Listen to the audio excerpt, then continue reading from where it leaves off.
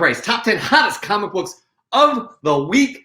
As y'all know, our show is live on Friday, but this list comes out on Monday. And what we do, we go through the list, but Chris takes out the top 3 most interesting books from this list. It may not be in order. It isn't always in order. So we're going to get into it right now, Chris, shall we? Let's do it. Let's do it indeed. All right, at number 10, we have Moon Knight, number 1. That was on the list last week. Number 9 is Spawn, number 9, first appearance of Angela. Could we see her in a future MCU movie as Thor's sister? Possibly. At number 8, we have Captain Marvel, number 23. Number 7, The Marked, number 9, the HABERLIN Virgin cover. At 6 is Savage Dragon 253. We all know why that is popular.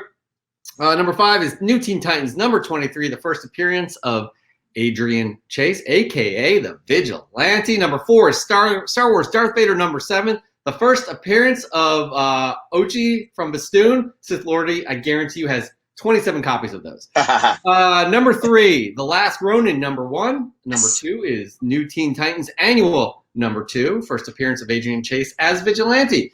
And number 1 is one that we all laid money down a year ago, that Darkhawk number 1 would be number 1 on this list. I mean, we all had money in Vegas on this.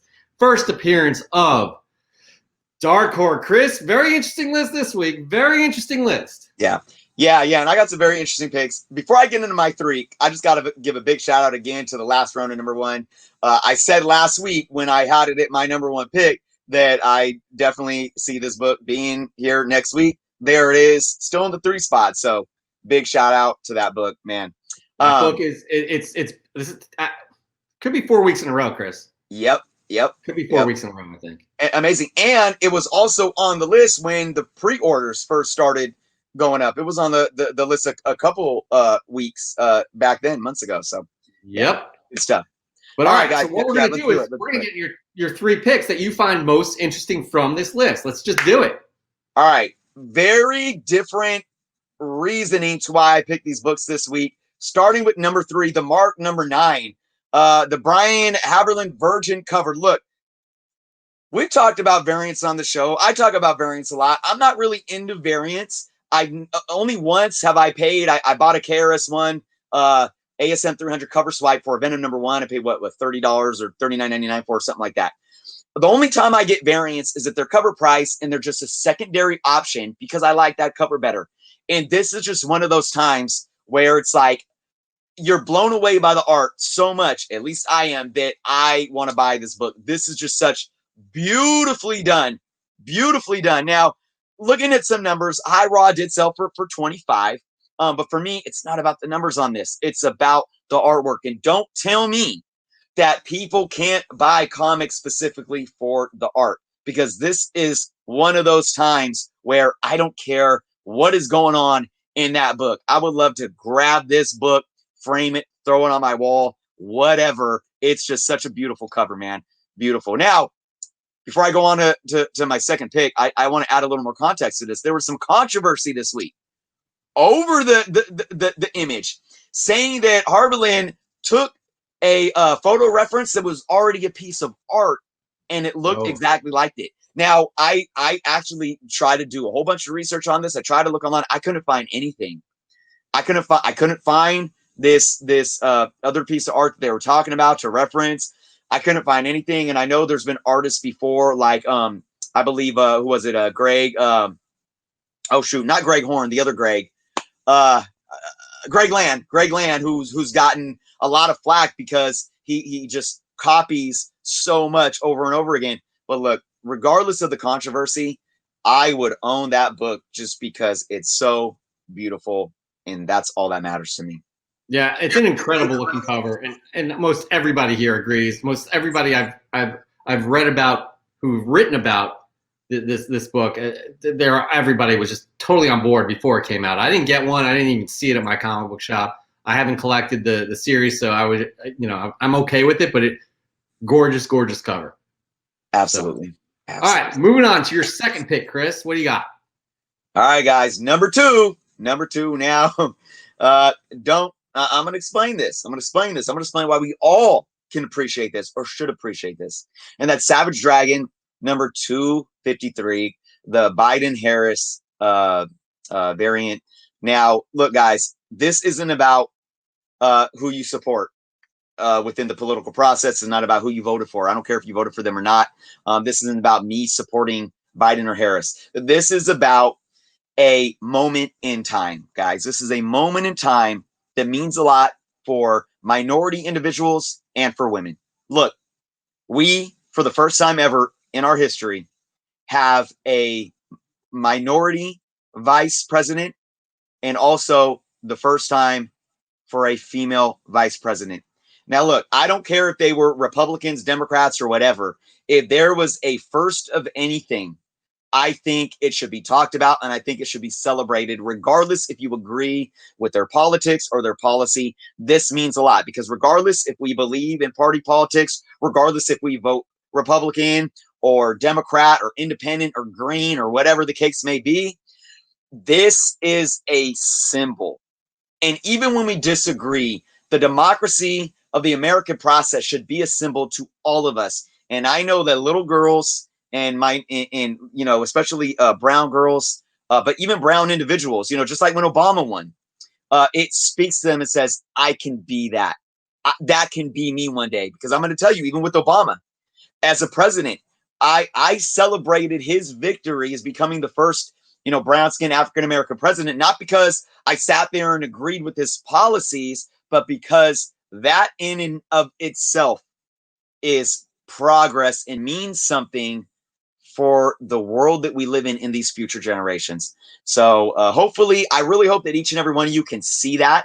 I'm not saying that once they get into office that you can't haggle them for saying, oh, I don't like what you're doing, I disagree with you. That's the beauty of America, being able to agree and disagree with politics. But I hope that we all can come together and agree that this is a big moment to say that little girls and brown kids across this country can strive to be in that position one day. 100%. We're not going to get too political here, but you and I both agree, and we talk about it on the channel a lot. Representation matters. I have a little girl. She's part Mexican, and I want her to believe that she could be anything that she wants to be. And this, I am all about this. So, yeah. And I know that they changed. This came out where they were they announced they're running, and then they just changed the cover to be released with a congratulations for the victory. Yep. So it's a moment in time. As Brian said, it's a historic moment. Agree 100% with you. Politics aside, that's where we'll leave it, because we have, Chris, one more book here that you're going to discuss. And this one is like, what? All right. This is, and I'm sure, many of you might be familiar with the legend of Darkhawk. I had to pick Darkhawk number one. It was number one on the list.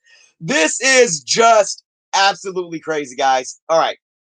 Many of you may know this, but if any of you are present on social media, especially Facebook forums, for the last probably 4 or 5 years, pushing Darkhawk number one has been almost an inside joke, guys. It's been an inside joke saying we're going to get rich and retire, and everyone's showing off their Darkhawk ones. And it's really interesting because over the last probably year and a half, you started seeing the value of this book pick up a little bit. I remember, look, I don't own this book. I don't. I think I might have as a kid, but I can't find it in my collection.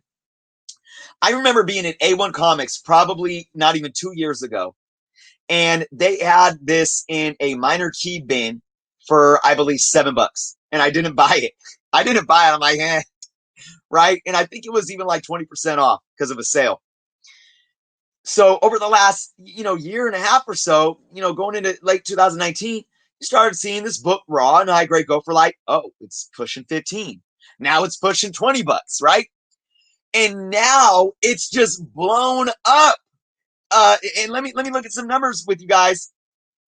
185% increase for one in sales this week, but a 9.8 sold at over $300 this week. $310 for a 9.8. But here's the thing, guys. Here's why this is really blown up like it has. And that's because controversial insider Mikey Sutton says that Disney has plans in doing a Disney Plus Darkhawk series? Look, Mikey Sutton is one of those insiders, though, that even without any reputable, validity behind his claims, a lot of what he speaks on tends to come to fruition. Mm-hmm. Yeah. So, I mean, this isn't just there. I'm not going to name names, but there's other people that say stuff, and I will name names on like We Got It Covered, who basically will tell you that frickin' the sky's green and you got monkeys coming out of your ass, and everyone shares it on social media and believes it. I mean, but this is something that can be substantiated. I would have never thought of it, to be honest. I wouldn't ever think that this is something that Disney has sitting as a priority. But hey, you know what, Jeff? And I'm going to throw this out there. What I'm thinking? You know what I'm thinking it could be? What are you thinking? An animated Darkhawk show. I'm not thinking that. I'm thinking something too. And I respect Mikey Sutton because he does have a good track record. Yeah. Yep. Would this be a Darkhawk series alone? No. He's going to be a supporting character in some cosmic version of Marvel Universe, right? Mm. You do have a Nick Fury series coming out. He could pop up in an episode here or there. Mm-hmm. You do have Nova that's on the table. He could be his buddy. You know what I mean? Like he could be a part of the cosmic universe, but I don't see him as being a lead. I'm sorry. I do not see him being a lead. Yeah. But hey, you know what? Overall, just seeing this book at number 1, it's so fun. It's so fun. I hope a lot of people have this in their collection.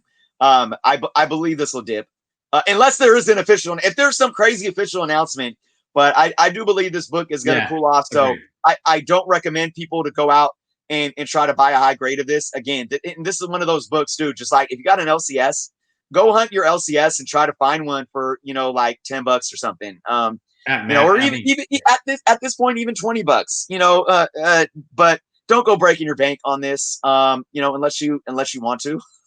But look, all I'm saying though is Eric's got it right. Eric's got it right. Yeah, sell. Right. Agree. Yep. Right now, sell high, buy low, sell high. Eric's right on point. But I will say though, while you guys wanna speculate on Darkhawk, I got my Adam Warlock Infinity Wars number 1, but I'm all in on a Sleepwalker. Oh, well, there's another one. Actually, that's rising too, apparently. Yeah. Brian Wilson brings up a good point. Any love for Marvel Age 97? That is the preview, the first preview of Starhawk. So you want to go previews his first appearance? Maybe. But again, here's the deal, guys. This is 90s. This is the 90s we're talking about. I saw a tweet from TiVo from Lords of the Long Box. He said he hit Comic-Con up and asked how many Darkhawks were produced in the 90s. Number 1, it was 260,000. These are on hand, everybody. And if they're going for that price, again, I'm gonna bring this up. Where is he? Azorius Tiger. Sell. 260,000 were produced of this, right? Newsstand obviously is going to be way below that, but come on, guys. Like seriously, I would not. If you got like multiple copies, I would get rid of a couple of them. Keep one and keep one in your personal collection for now. So yeah, I mean, this is not saying he has no. Mikey Sutton's good at what he does. He definitely brings information to the table, and it's reputable. But like, I would not be buying into it this much. Yeah, absolutely. But it's just look, I will say too though, the power of suggestion, right? Because without even the Mikey Sutton, announcement, I've watched so many people in this community and just keep hyping this book up. Mm-hmm. And hey, you keep talking about something, something can pick up, even for a 90s book of an obscure character that seemed to not really last, and that there's, a high quantity of books out there. So that's why I'm getting on the Sleepwalker train. I'm hyping that book up. I do have a couple copies of that book. So we're going to do the same thing here with that. Go tell your friends. That's the way to go. Buy him now. Mark my word. Again, 90s love. We'll see. Sleepwalker's next on the list, I'm sure. He'll probably, end up in the, the next Doctor Strange film. But anyways. Right. That is our top 10 hottest comic books of the week based off of cover prices data. We'll have a new and improved list next week.